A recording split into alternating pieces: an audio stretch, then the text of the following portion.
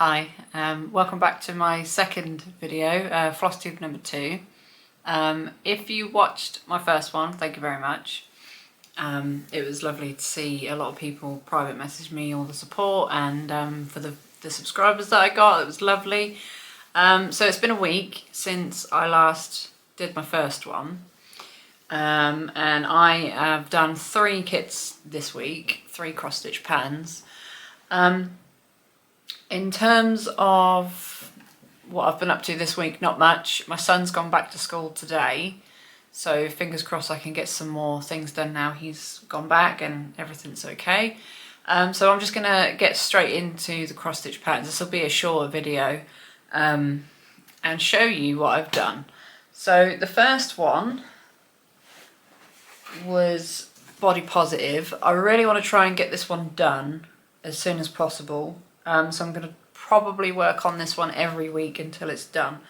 I only worked on it a day and I did 233 stitches, which now takes it to 49.71%.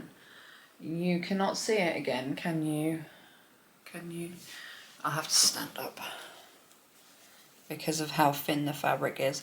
So I finished off this part of the leg and I'm now working on her knee, aiming to go back there. As I said in the first one, it's not going to fit, but we're going to make the most of it and I'm going to get it finished. If I stand here and then I'll put a picture of the image down there.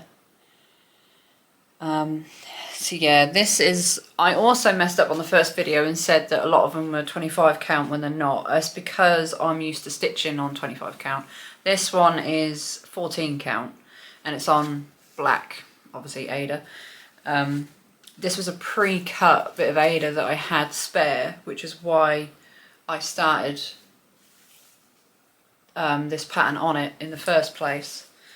But unfortunately it doesn't fit. Although I think I can do a foam.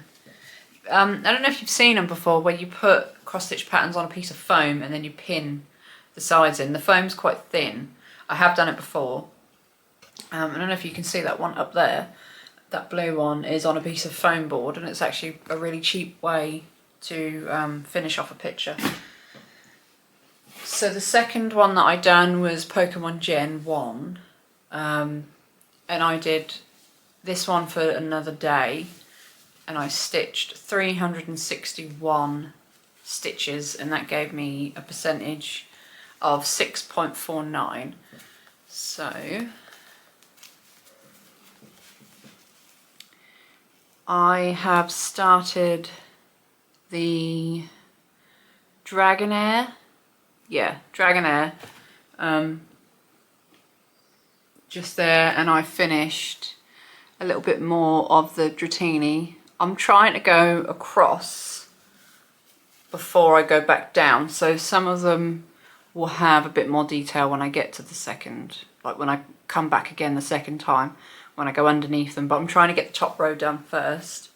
I will do this one again very soon, because this one's quite fun to stitch, and I actually messed up with this one as well and said this was 25 count, and I'm pretty sure this is 18 count. I'm sure that's an 18 count. And because I'm doing full crosses and I never usually do that, I usually do half stitch. And because of how big it is, it must be an 18 count. I don't know if I'll work on this one this week though, coming up, because I want to do a bit of Venom.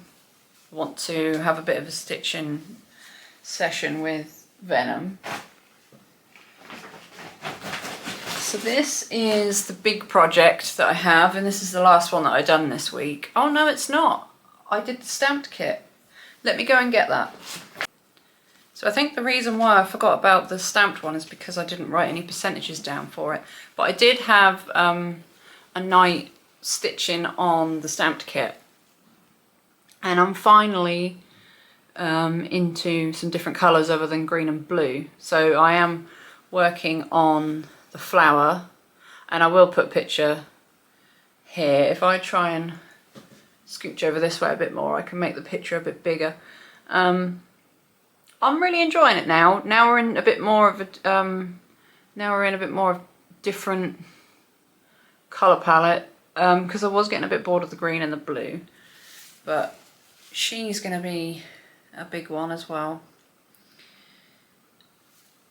I am going to keep going on this one as much as possible because I would like to get this bit done very soon and then perhaps put it away and work on something else. But I would really like to show you this stamped kit done because it's a licensed stamp kit from Oraloa.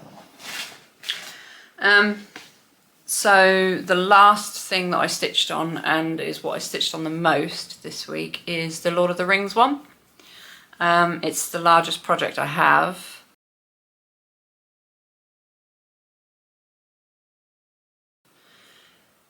I think it's 999 stitches wide and 600 and something long because it's wider. It goes all the way over there. So I did 1,120 stitches and my percentage is looking a bit better now.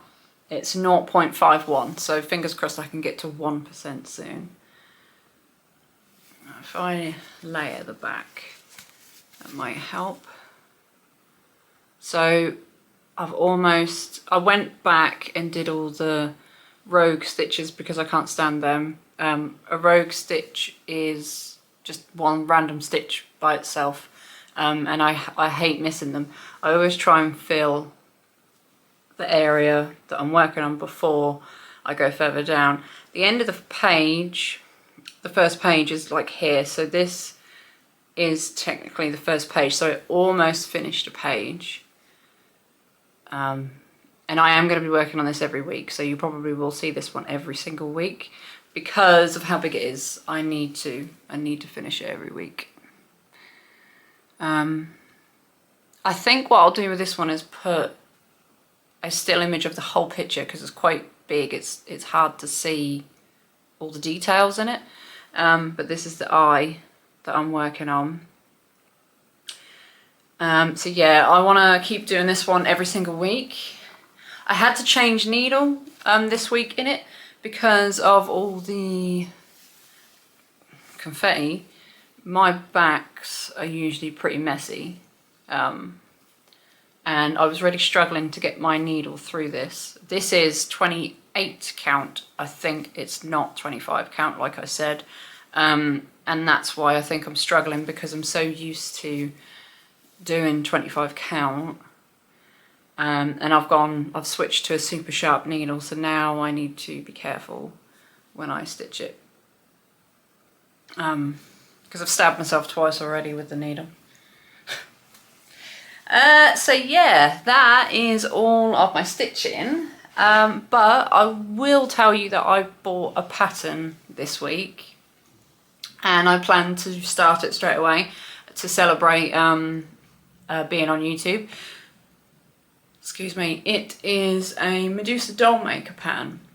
I got really excited when I realised that she was on Etsy, because she used to have, well, I think she still does, I need to check, but she has cross-stitch patterns, or had, with Gecko Rouge. If you've been stitching for a while and you shop about, you probably have seen their website before. They have some beautiful patterns, but they are pricey because they come as a kit. I don't think you're able to purchase just the pattern on its own from them.